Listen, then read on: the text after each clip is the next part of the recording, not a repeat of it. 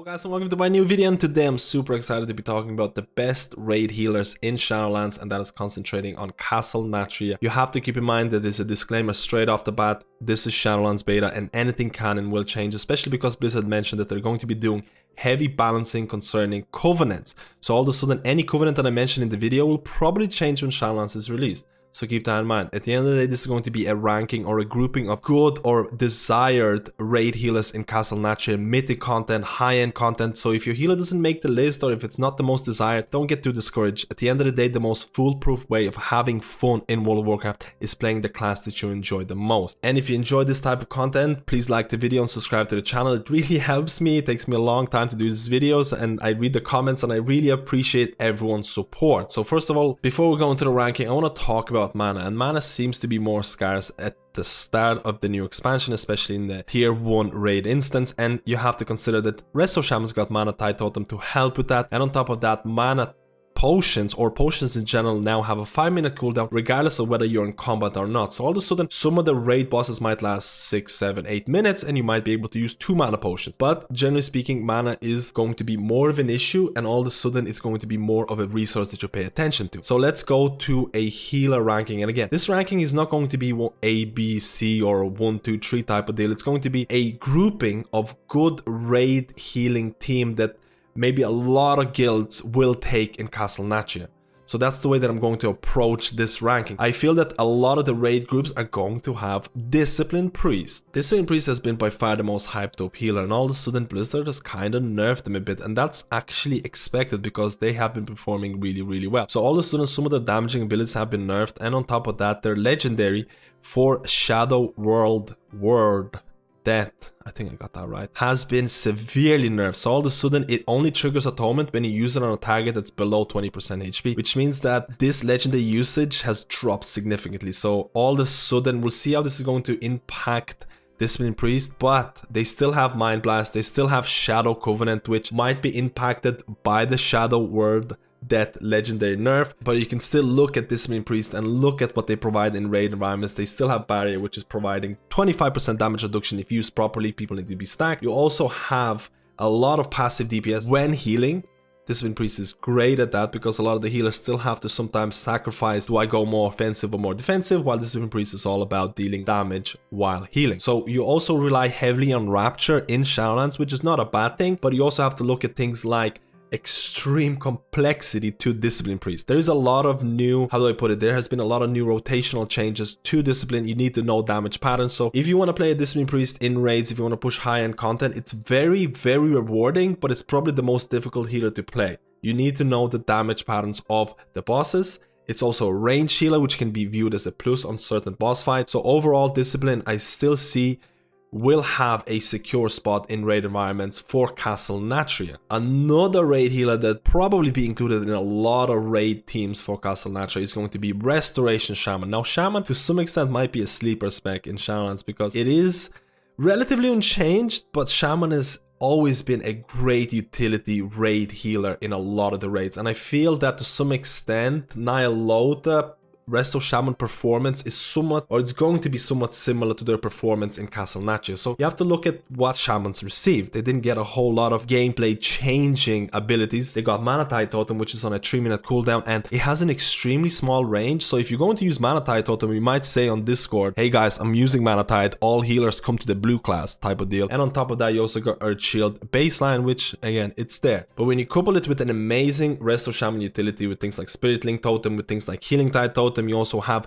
Wind Rush Totem, which is going to be competing with Resto Druid Stampeding Roar. You can say that Resto Shaman is looking pretty good. On top of that, Castle Nathria has quite a few stacked fights, or at least if there is spreading involved, a lot of the organized raid groups will find times to stack in order to optimize Resto Shaman stacked healing. Now, the weaknesses for Resto Shaman is definitely heavy movement fights when you don't have Spirit Walker's Grace available at all times, especially because you'll be using Wind Rush Totem for a lot of the fights. And your spread healing might be a little bit weak, but I hope that certain Covenants and Conduits might help with that. So that's why I included Resto Shaman in this position. Now, another healer that I feel is also going to have a steady position in raids is going to be Holy Paladin. Now, Holy Paladin definitely feels like he has lost some of its crazy overpoweredness when looking into BFA, especially Eternal Palace, where Holy Paladin was probably the best HPS healer, even though Devotion Aura was not showing up on the meters. They provided an insane amount of passive DPS, and they have no mana issues. In Shadowlands, that's definitely not always the case. First of all, your melee playstyle is going to be more mana intensive because Crusader Strike now costs mana. On top of that, there has been shift in your Devotion Aura or a Mastery type of deal.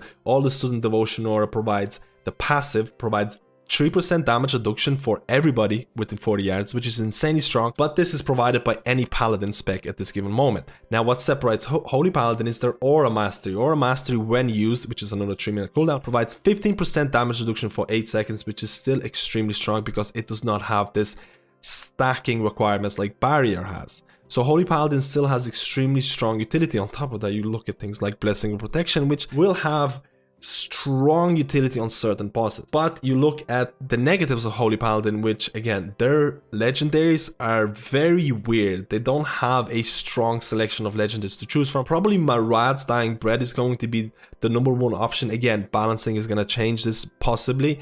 But with Marads, you're gonna have more spot healing because all of a sudden Light of the Martyr is going to enter your rotation. And I would also hold my ear to the ground in terms of Holy Paladin changes with the possibility of getting a ranged Holy Paladin. I still feel that might be possible, especially if Blizzard makes a couple of more changes. Just the default utility that they provide will still get them a raid spot in Castle Nathria. And this concludes my list of the healers that I feel have strong enough utility, passive DPS, and niche to get them invited into raids. After that, you get what I call HPS healers, and you'll notice that this is very similar to what I was talking about in terms of healer balance in BFA. And I feel it's very similar in Castle Nathria at this point. So now the rest of the healers, and again, I'm not going to be ranked them in specific order because I feel their performance is going to be purely based on balancing. So you have Restoration Druid, you have Holy Priest, and Mistweaver Monk. And their ranking in here is going to be literally based on whether Blizzard is going to make their heals 5, 10, 15% stronger, which can happen at any given moment, and it's almost impossible to predict. Let's talk about Resto Druid. And Resto Druid provides healing on the move, which has been their niche for the longest time. And that kind of niche is relatively strong for the last couple of bosses, but is that going to be big enough to bring them to raids? It's all based on the balancing. On top of that, they also have a decent HPS right now in Shadowlands Beta, but again, anything can and will change. They do provide Stampeding Roar, which kind of battles with Resto Shaman Windrush Totem, and Innovate can be used on external allies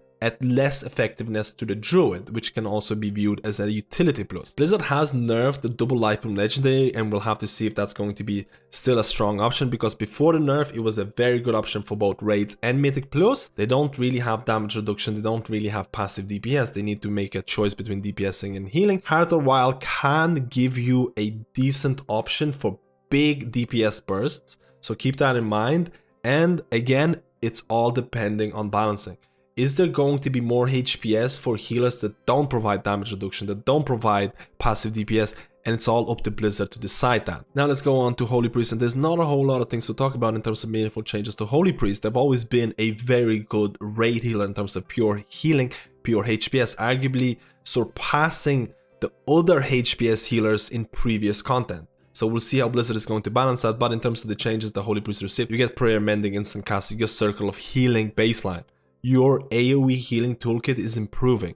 And again, you still have very strong cooldowns, things like Divine Hymn, things like Holy Word, Salvation, and basically their viability or how optimal they're going to be is going to be determined by balance. Now let's move on to the last healer in this group of HPS healers, and that's going to be Mistweaver Monk. And honestly, Mistweaver Monk, it's kind of hard to judge what's going to happen because all of a sudden they're still going through a ton of changes. They feel like they're the most unfinished class by a mile. There's still a lot of bugs and things like that. And recently there has been heavy nerfs to Chi, Red Crane, and Yulon. They want to, at least in my eyes, they feel they want to make ranged Mistweaver viable, and they want to have an option of fist weaving also being a possibility, because you'll notice that they nerfed Yulon and they nerfed Chi, Red Crane, because Chi replaces Yulon if you pick that talent. So they need to make sure that both of these abilities are relatively good in order for both of the playstyles to be optimal or viable. So Blizzard is trying to kind of provide Mistweavers, at least in my eyes, two different healing styles, but I'm not sure which is going to be the stronger, or at least at this point, I feel if you are trying to decide which healer to main or not sure about what playstyle is going to be the strongest for Mistweaver, I think you might have to wait until the very last second before Blizzard is going to finish a lot of the things, because there has been a lot of issues and a lot of balancing that's happening right now. They had to, or at least Blizzard had the intention of bringing healing spheres back, but now it feels that they're just removing it from all the tooltips and it's not going to happen. It just feels like Mistweaver is very volatile right now and changes are happening every week, and it's kind of hard to determine what the playstyle is going to be. But what I do know is that Mistweavers are always been very strong single target or tank healers, and they had that niche in BFA as well at the start of Uldir, and considering that in Castle Nathria, or at least at the start of the expansion, tanks need more babysitting, they need more healing. You could see Mistweaver's single target niche being a relatively strong one, but it's all depending on how they're going to be balanced. And again, if you're a Mistweaver, you're probably holding your breath in terms of what's going to happen. So just a little summary of all the healers. Again, I've put them in two different groups. I've put the main group with the Disciplined Priest, with the Resto Shaman, with the Holy Paladin as healers that provide certain niche or certain utility that is always going to be very strong in raids and Castle Nathria, and I feel there is always going to be a spot for them unless something really drastically changes. And then the other group of healers that involves Resto, Druid, Mistweaver, Monk and Holy Priest is all going to be based on how Blizzard is going to balance their healing. I feel those healers should technically provide more HPS, because they provide maybe a little bit less utility or don't have a strong niche. But is Blizzard going to do that? I'm not sure. Historically speaking, Blizzard has always preferred Holy Priest in terms of the HPS numbers. If you look at BFA and things like that, where out of the HPS healers, Holy Priest has always had a little edge in terms of how much healing they could output. But considering that Castle Nathria still has certain niche for movement fights, especially the last couple of fights require a decent amount of movement, there could be certain other healers that might squeeze in there, but I'm not super confident about making a prediction for those healers at this given point because it can change at any given moment. But this is going to be my relative ranking for Castle Nathria. I'm a little disappointed that a lot of this is very similar to BFA. I hope that it would have been swapped a little bit, but I want to hear your opinion on this. What healer are you looking to play in Shadowlands? Let me know and I'll see you in my next guide.